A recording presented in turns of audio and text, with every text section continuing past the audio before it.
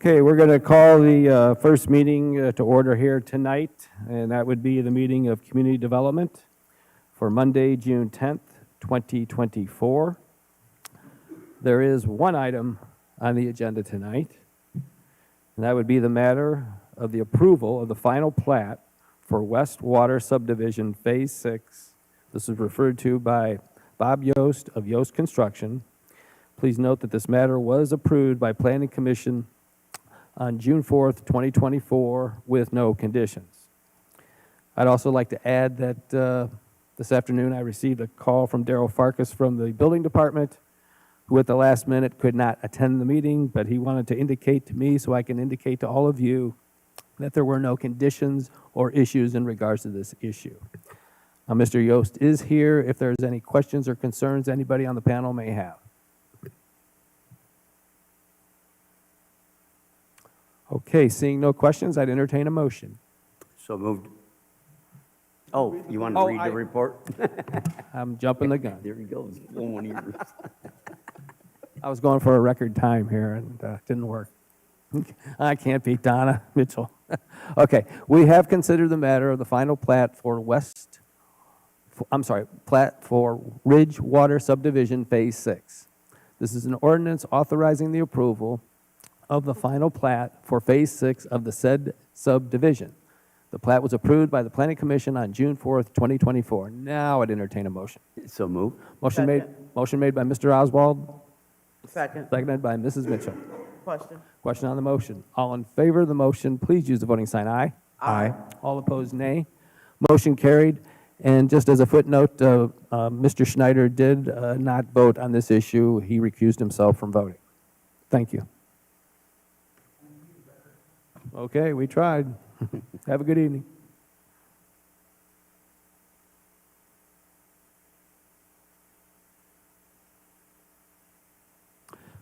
At this time, I'd ask Mr. Tollett to please call Finance. I will, at this time, call Finance to order. Thank you, Mr. Tollett. Two items on this agenda. First one is the approval of the joint meeting minutes from May 13th, 2024. So moved. Second. Motion made by Mrs. Mitchell, seconded by Mr. Schneider. Question. Question on the motion. All in favor of the motion, please use the voting sign aye. Aye. All opposed, nay. Motion carried. Item 2 is the matter of an adoption of the Elyria Architectural Design Rendering Financial Support Program. Mayor Brubaker. Yes, thank you, Mr. Chairman. Before I get started, I want to thank Mona, Ashley, Dawn, Culvert for their help in putting this together and working in conjunction with the Law Director's Office to get the documents that were emailed to you, I think this morning, but I think you had them prior to that. In my time with the city, one of the things, particularly working with the building department, that I noticed, particularly in the downtown area, was we were having people wanting to move into buildings and open up businesses, but due to the age of the buildings, the condition of the buildings, and some of the requirements for them to move into those buildings, they were required to hire, because they're commercial buildings, architects to do multiple different things, egress, ingress, fire codes, all the different things that come with trying to renovate a older commercial building into something that is useful for that particular business. And what I have seen is they spend a lot of money on architectural design firms, and then they submit the plans, and there's something that the architect design firm didn't put in there, and they have to submit them again, and there's money involved. By the time the business gets open, or the cost to do that, sometimes that has scared businesses away because they just don't have the finances to continue to do that. Now, you might wonder, why would someone open up a business if they did not have the finances? And I fully understand that. But this is just going to be a way to help those businesses. And Mrs. Sawerka also, I will acknowledge her, because there's some things in here that she had sent that we incorporated into that. But what we have found is these businesses need some help. They hire architects that are state certified architects, but I'll just be very frank, they're in it for the money. And sometimes things are left off, whether they're intentional or not, I don't know, but they have to continuously go back to the architect, because there's stuff that has to be done, and the client has to pay for that. So as I took office, one of the things that I was concerned about in our redevelopment plan in downtown was, how do we get people to move into these buildings, be able to afford to move into these buildings, but most importantly, be successful.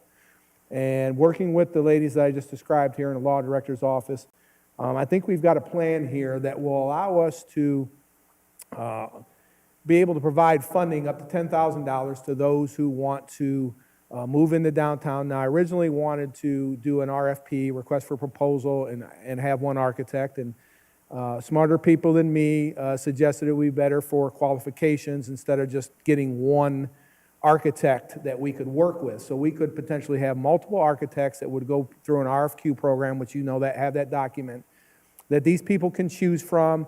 They can work with that company and design their building, and we would reimburse them. It's a reimbursement up to $10,000 for that. And there's some things that you'll see in the document, some feasibility studies, and some other things that should be done as well. But I also expanded the scope of the area. We were really focusing on downtown Elyria, and if you drove down Cleveland Street during the deconstruction and the reconstruction of that, you'll notice there's a lot of vacant buildings. We actually have one individual that's trying to turn a old Payless shoe store / loan place into a restaurant type of thing, and there's some struggles there. And if you go down through there, you'll see a lot of vacant buildings. By expanding this will allow a major corridor in our city to have some additional help. We do have money available. Before I even approached this project with Community Development Law Director's Office, I sat with Ted, and Ted had shared with me there's about $90,000 in the economic development funding that is available. My proposal is let's start with 50. That would allow us to do up to 5,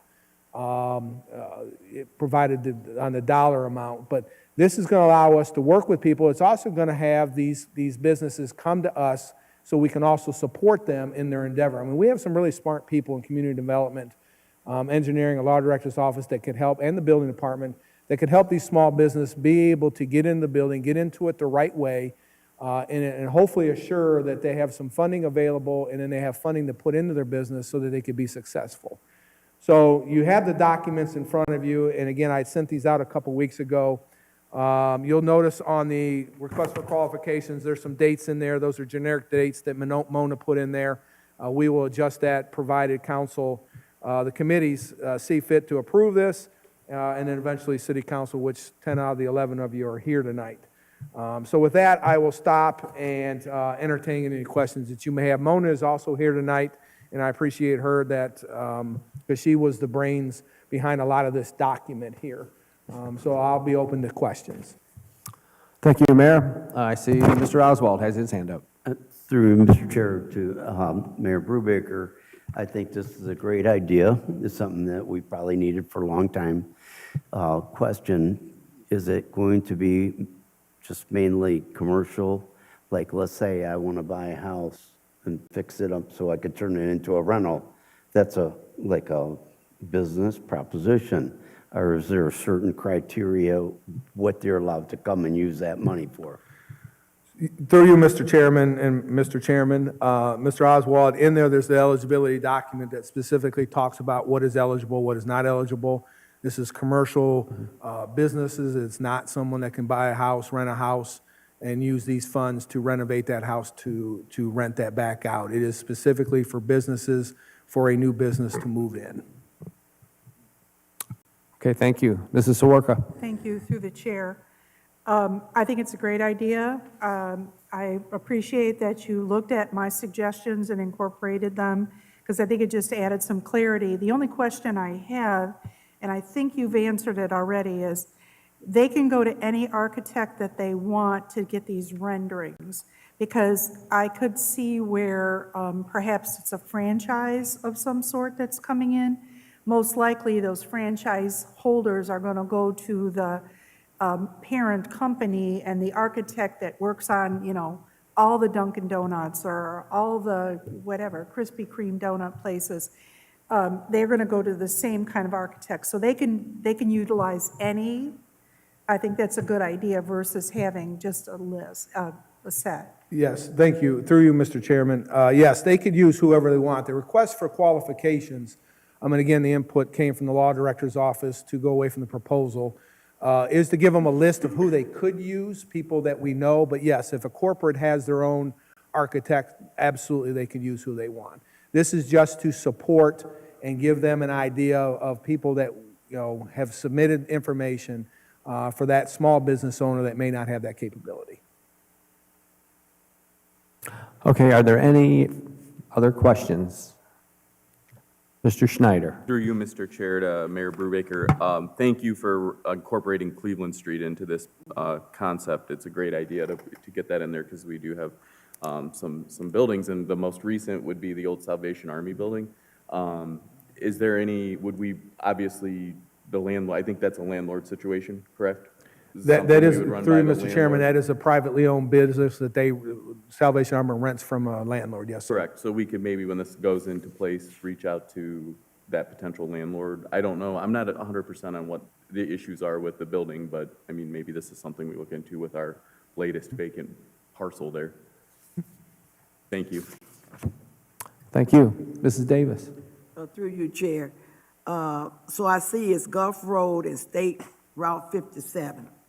So I say 57 runs by me, over by the mall. Or are you talking about State Route 57 from Gulf all the way out to Cleveland Street? Or on down to Broad Street?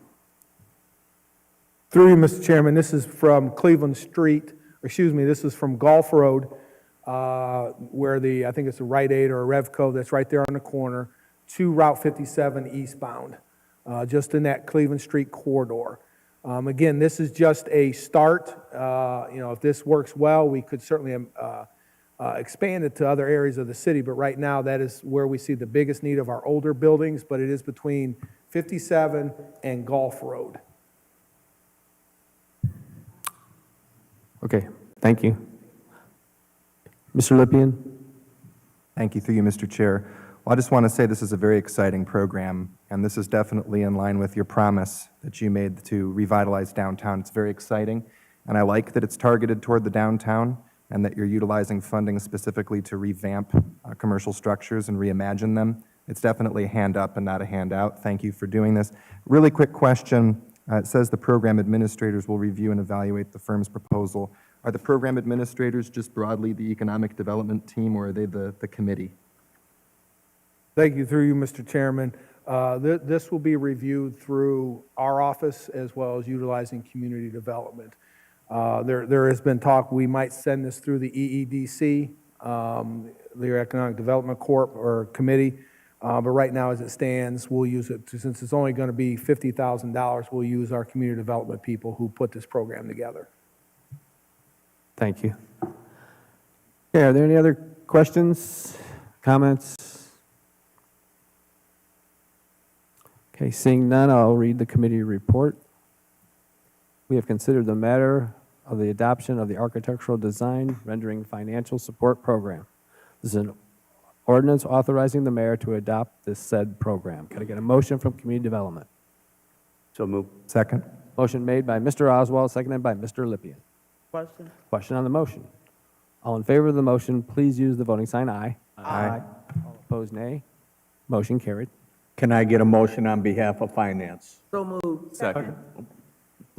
Motion's been moved and properly seconded. Question. Question's been called. All in favor of the motion, use the voting sign aye. Aye. Opposed?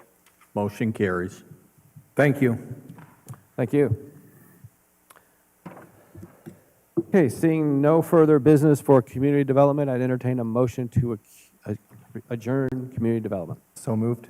Second. Motion made by Mr. Lippian, seconded by Mr. Schneider. Question. Question on the motion. All in favor of the motion, please use the voting sign aye. Aye. All opposed, nay.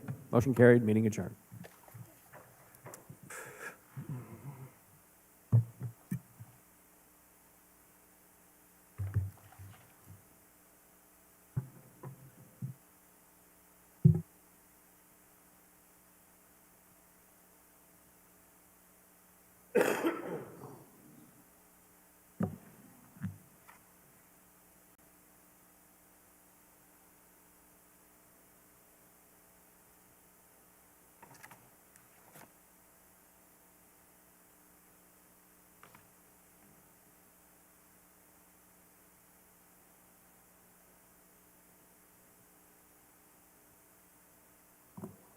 Have a good evening, Tom. You too.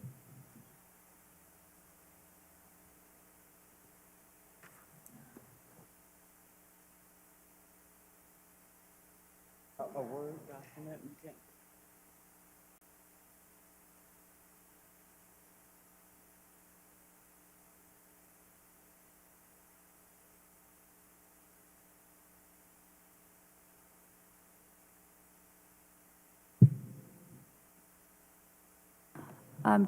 Just let everyone know, we are still live.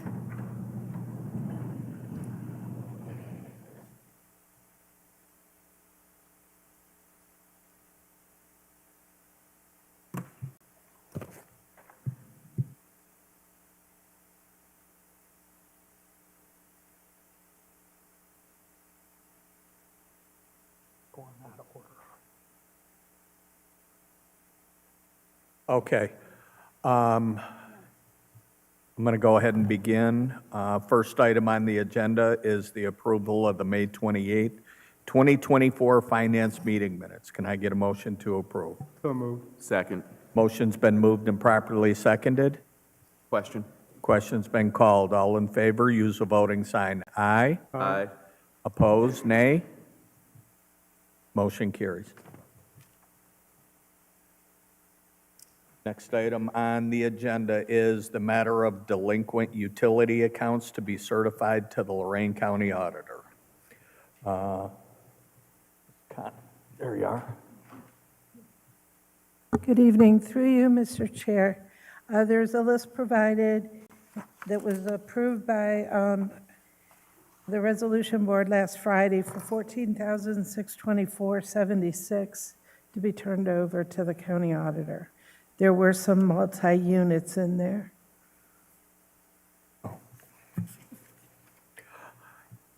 Do we have any questions from the committee? Mrs. Sawarka. Thank you, through the chair. 209 Westminster, that's a sewer-only account, Correct. so we had no recourse to turn anything off. Right. Thank you.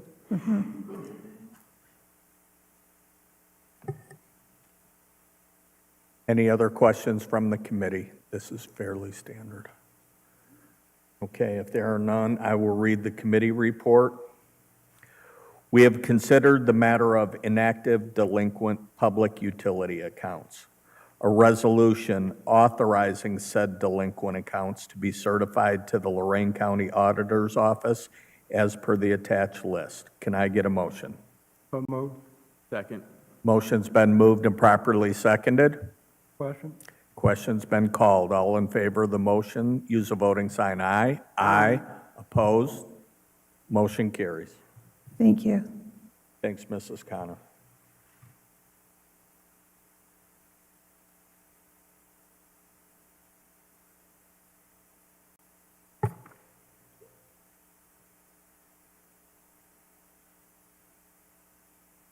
Next matter on the agenda, the matter of a request to dispose of certain fire department equipment that is no longer used and suitable for municipal use. Director Panowski, do you want to cover this one?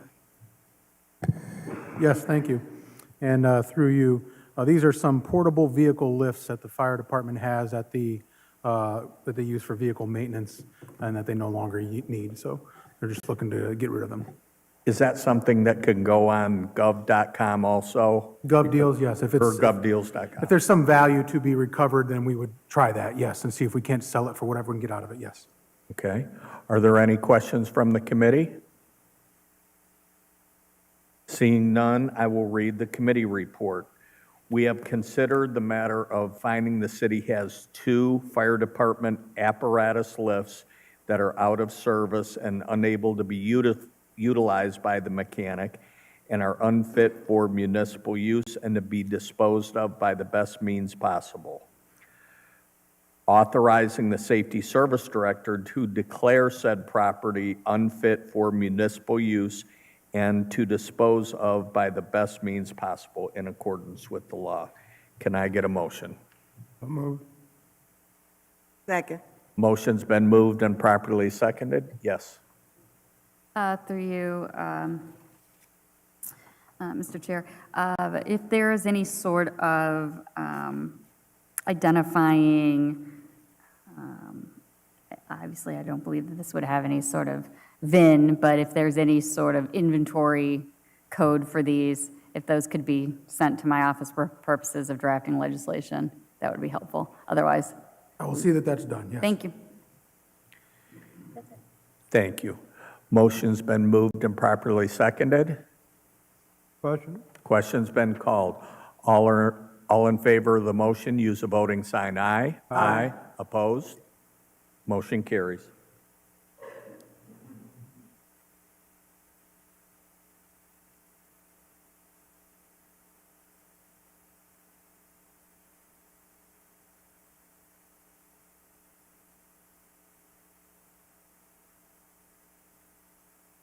Next item on the agenda is number 4, the matter of creating three capital project funds, Abbey Road, Midway Boulevard, and Furnace Street, which are part of the year 2024 OPWC road projects. Director Farrell.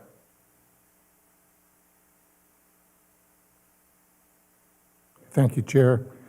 Yeah, we need to create these to accommodate the appropriations for those 3 funds, road projects for 2024. Do these need to go in as emergency? Well, they're gonna be on the appropriation change list, so, yeah. It'll be automatic? Yes. Through you, Mr. Chair, due to the fact that these are financial in nature, they'll take effect as soon as the law allows, and that will be immediately. Thank you, Chair. Yeah, with the next finance meeting not being until July, and then those appropriations won't be approved till August, then this will be our best course of action if he's going out for bid, I believe, on, or This has month. his project, so, yeah. Okay. Are there any questions for Director Farrell on this? If not, I will then I'll read the committee report. We have considered the matter of creating 3 new capital project funds. An ordinance authorizing 3 new capital project funds for Abbey Road South, East Broad to University, Midway Boulevard, Tillotson to West River North, Furnace Street, Lake Avenue to West River Road. Can I get a motion, please? So move. Second. Motion's been moved and properly seconded. Question? Question's been called. All in favor of the motion, use the voting sign aye. Aye. Opposed? Motion carries. Thank you.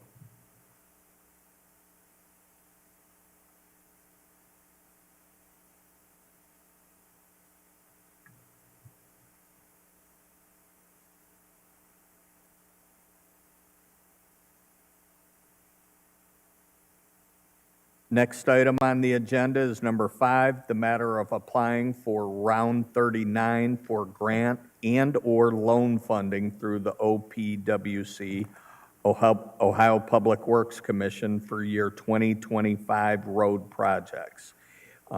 This was passed by Utilities on June 5th, 2024. Engineer Schneider, please. Thank you, Mr. Chairman. It's that time of year where we need to start the application process for next year's Ohio Public Works projects. Before you should have a list in front of you as far as roads that we were recommending to apply for. The bottom one was actually, if your referral, if you have the original referral, it was incorrect. It's actually East River from East Broad Street to Lincoln Court. But essentially, we need to start putting together all the documents for this. The applications are due first week of September, and we'd just like to get a jump on it and make sure that we have everything done in time. The projects, if you look, are West River Road, from Furnace Street to State Route 57, Leona Street from Griswold to Midway Boulevard, Murray Ridge Road from the Lorraine County DH to the Murray Ridge School driveway. This is the limits inside the city. Gulf Road from Vista Court to Hilliard Road, and East River from East Broad to Lincoln Court. I have a question. Gulf Road from Vista Court to Hilliard. My question is this: if the construction would begin at Valley of the Eagles on that housing, and the roads would be torn up, would we be better off to delay that one potentially? And this is just a question, not a recommendation by any means. No, I appreciate the question. I would say that, first of all, we don't have final plans for Valley Eagles. We don't know when they're actually going to start. I believe it was a 4 or 5 phased approach as far as construction. Once again, is that going to take 2 years, 4 years, 10 years? I really don't want to wait because Okay. the road is starting to fall apart, but Great answer. Yes, Mrs. Sawerka. Through the chair, I have a similar question. If East River between East Broad Street and Lincoln is on the list, and the hospital is redoing their crosswalks and the overhead and all that, should we wait on that? Is that still a project? Is that still pending?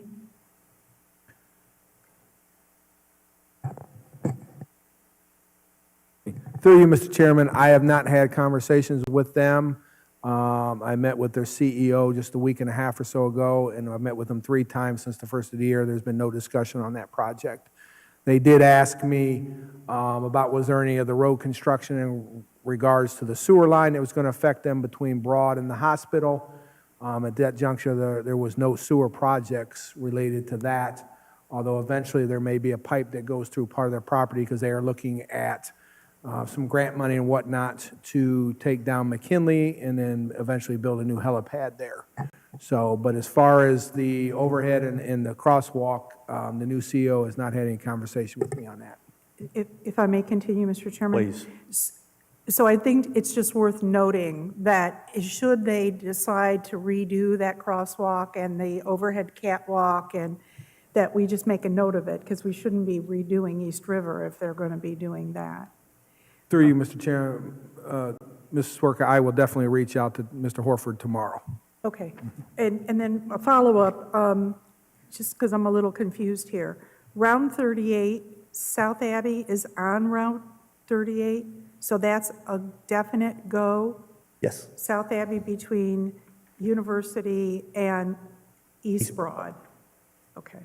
And then these other ones, we've asked for them in the past, and we're asking again for them, correct? Like West River between Furnace and 57, Leona, they were also in round 38, now they're in round 39. Yes, those did not make the cut, unfortunately.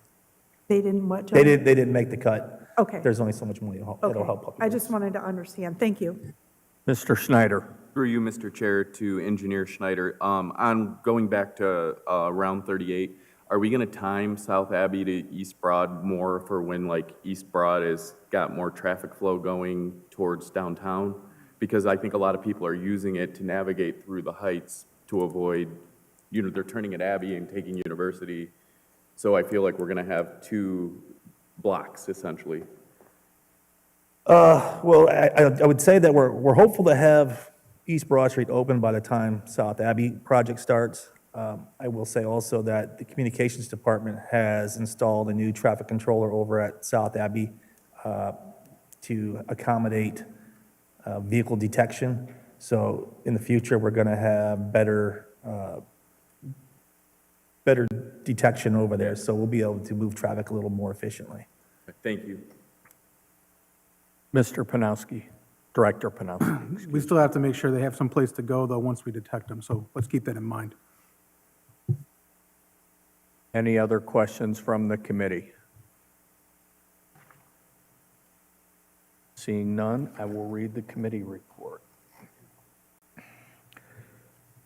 We have considered the matter of Ohio Public Works Commission projects, OPWC, for 2025, round 39, an ordinance authorizing the mayor to apply for round 39 grant and/or loan funding through OPWC for resurfacing of certain roads and accept said grant or loans if offered. This is, just one second, excuse. This is not an emergency. Can I get a motion, please? So moved. Motion's been moved and properly seconded. Question. Question's been called. All in favor, use the voting sign aye. Aye. Opposed? Motion carries.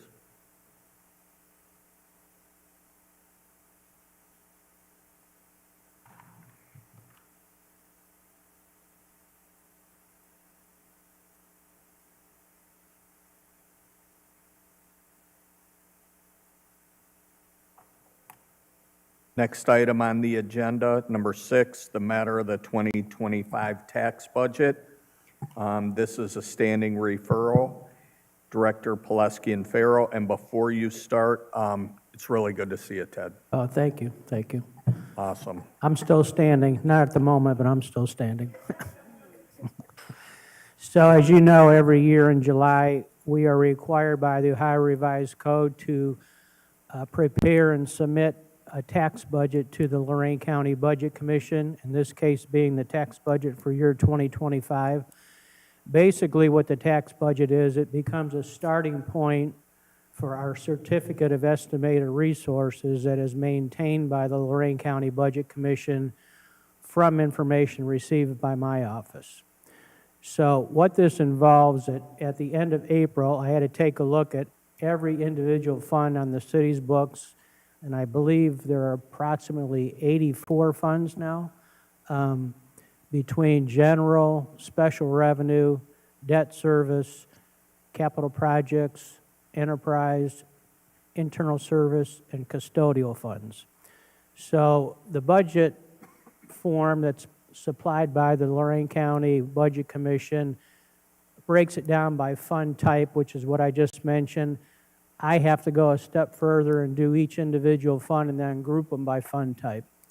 So that particular document that's on the screen now is what is submitted to the Lorain County Budget Commission. And, but I have work papers that go along with the numbers to back those up. So John, if you would go to the estimated cash at 12/31/24, okay.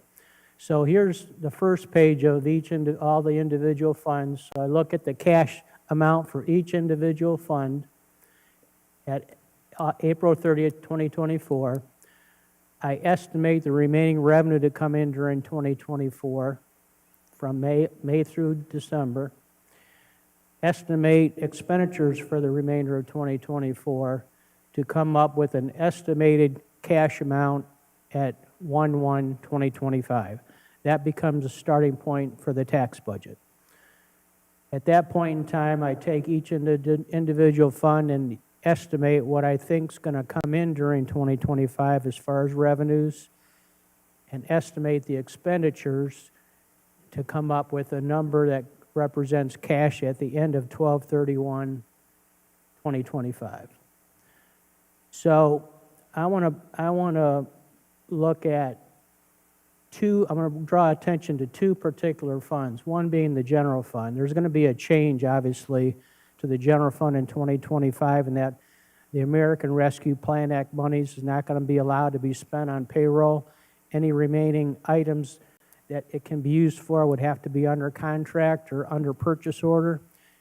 But payroll items are done at the end of 2024, and in our case, it's going to happen before then because we're starting to run out of the monies appropriated for the police and fire in this year's budget. So they'll be switched to the general fund. So at the current time, we have 17 firefighters that are paid out of the American Rescue Plan Act fund. Those will be switched to the general fund later this year or beginning of next year. We have 2 sets of policemen that are paid out of the ARPA fund. One is out of our share of ARPA, the award that we got through ARPA, and there's also a share that we received from the state of Ohio that passed through to us for new hires for police.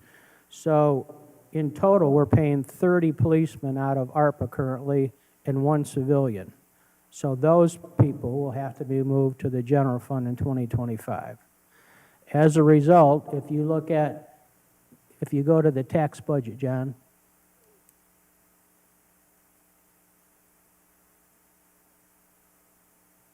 So I'm estimating cash at the beginning of 2025 in the general fund to be 14.6 million, 14.7, and we have grown considerably over the last few years because of ARPA. I mean, this is the most amount of money we've had in the general fund ever in my career. Estimated revenue for 2025 is $32,355,000. That's a minor increase in income tax revenues. It does not take into account anything that might happen at the mall because I just don't know what those numbers are. The estimated expenditures total $36,445,000, and that factors in I believe I factored in a 3% increase, and that is still unknown because we have negotiations with fire coming up and AFSCME, but I put in a 3% increase.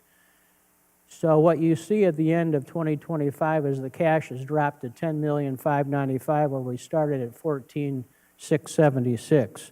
So because of the people being moved out of ARPA into the general fund, unless we have a big swing upwards of income tax revenue, we will be spending more money than what we're bringing in starting next year in the general fund, to the tune of $4 million next year. Whether that changes, I guess a lot depends on what happens with the mall, other projects around town, but I'm just factoring in what I actually know at this point in time. The other fund that concerns me is the Employees' Health Insurance Fund. So this is an internal service fund. It accounts for all the revenues that the city and the employees contribute to the health insurance, and it accounts for all the claims that we have to pay. So the amount of money in the Employees' Health Insurance Fund at April 30th, 2024 is $1,350,000.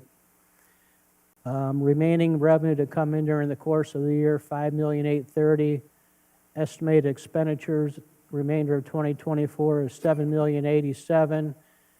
And you can see that the cash could be as low as $93,225 to begin 2025 with. So if you fast forward to the tax budget, that same fund, you'll see beginning cash of $93,225. Estimated revenue of $8.85 million, estimated expenditures of $10,949,000, with a negative cash balance at the end of 2025 of a little over $2 million. So at some point in time, sooner rather than later, I believe the Health Insurance Committee has to address this issue. I know they have created some different types of flexible spending plans or what have you, but I believe the amount of the contribution probably for both the city and the employees are going to have to go up to keep us from dipping into the negative cash position in the Employees' Health Insurance Fund. I'm going to ask a question at this point. PERS contribution from the city. Have you heard anything about that? And if that would pass, what is the potential impact of that? I have not heard anything recent. I know it's under discussion. An increase, I believe the discussion is it's currently, the city's contribution is 14%, I believe. I think they're looking to raise it to 18%. And I had it figured that it would be like $1 million crossed all funds, $1.2 million increase in pension costs for us, just for PERS. So Police 2020. and fire is still under. Actually, I don't know if that's been voted on in the legislature or not. I don't think it's gone to vote yet. I think there may still be taking testimony, but I've got that estimated that it'll cost us an additional $800,000 in pension costs for police and fire if it goes up. I did not include those increases in this tax budget because it has not passed yet. But if it does, it blows this out of the water. Okay. Mrs. Sawark, I saw your hand up. Thank you, through the chair. So the pension changes would be a total of approximately $1 million if they change in Columbus. So you've got PERS, OPNF, 2 million. 2 million, $2 million total. $1 million for PERS and another $1 million? close to $1 million for police and fire, yes. Okay. And through the chair, the health insurance, those are all tied to the collective bargaining agreements, so you're not changing anything until those get changed Correct. with that? Correct. Is it still 85-15? or- Correct. 85% by the city, 15% by the employees. And we haven't added any other tiers. I believe all that the city offers is single and family. We don't, There are some other, John, maybe you can elaborate on that a little. There are some separate plans. Yeah, through the chair, there's a high deductible plan, but that's not a cost savings. Through you, Mr. Chair, no, there's a plan for employee plus spouse, employee and children. There's 4 or 5 tiers now. Okay, so it must be new. I mean, they have looked at different alternatives and attempt, I mean, we've gone a few years now, I believe, without a rate increase as far as the contribution rate. But it's just healthcare costs, you know, as everybody knows, are just skyrocketing. And we do have stop-loss insurance, which protects us against high claims, but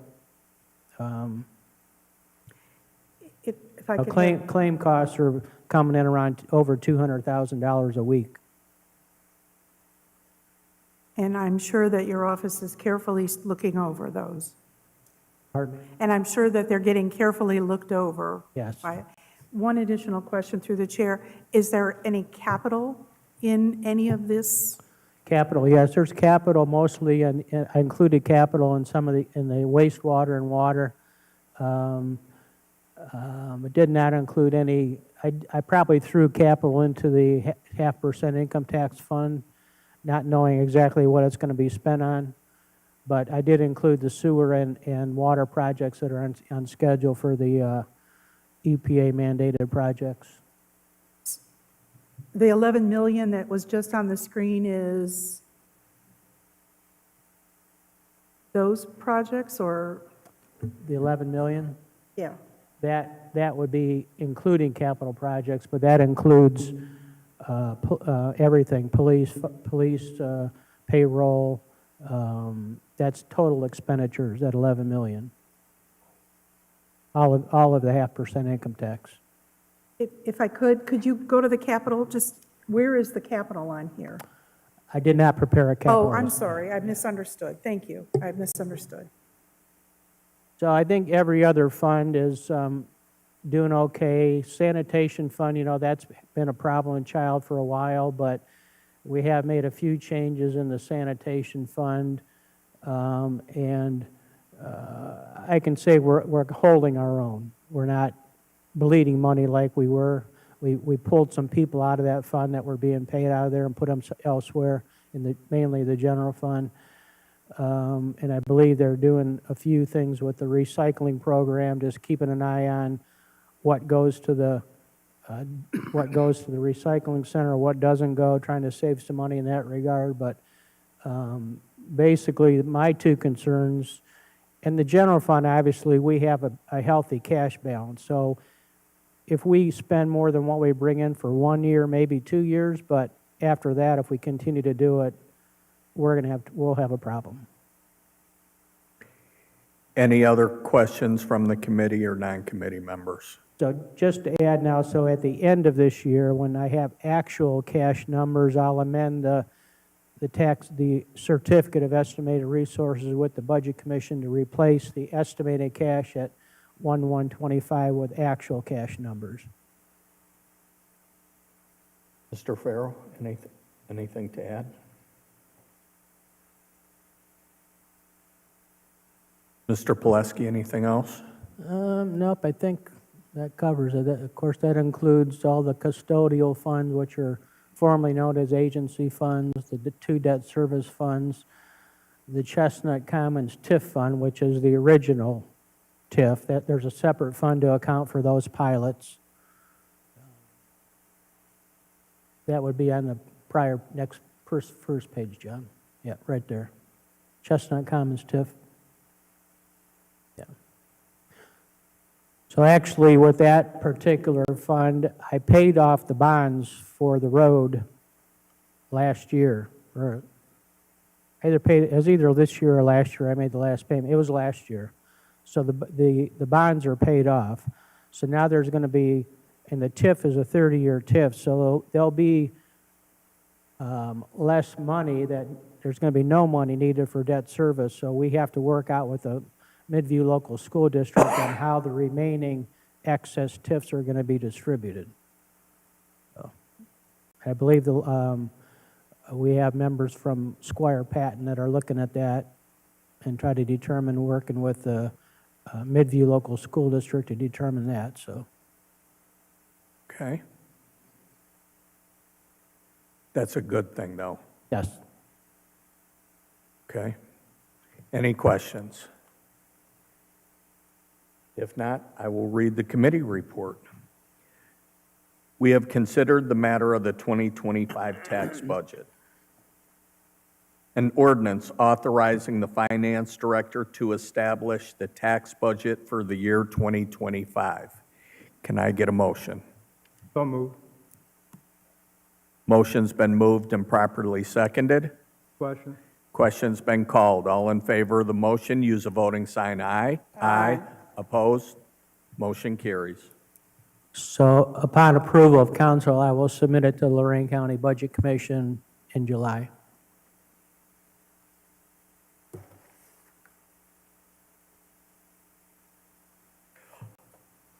Because that's financial. Well, okay.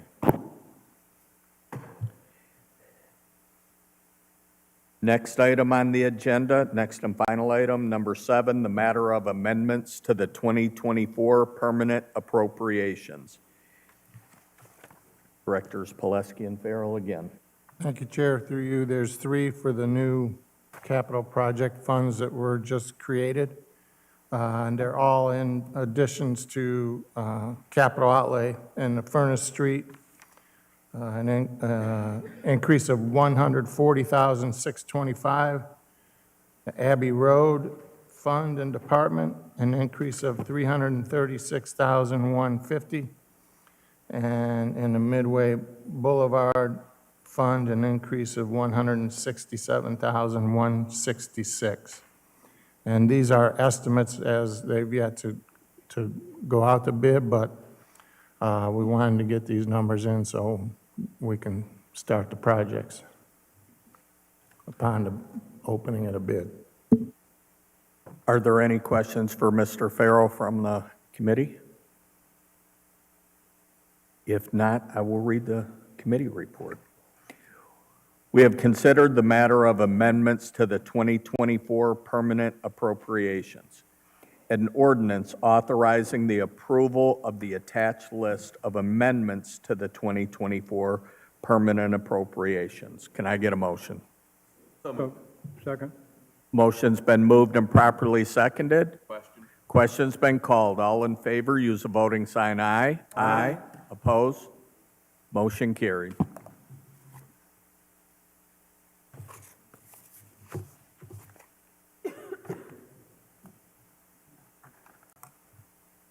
If there's no further business for this committee, I would take a motion to adjourn. So moved. Second. Motion's been moved and properly seconded. Question's been called. All in favor, use a voting sign aye. Aye. Opposed? Good night, everyone.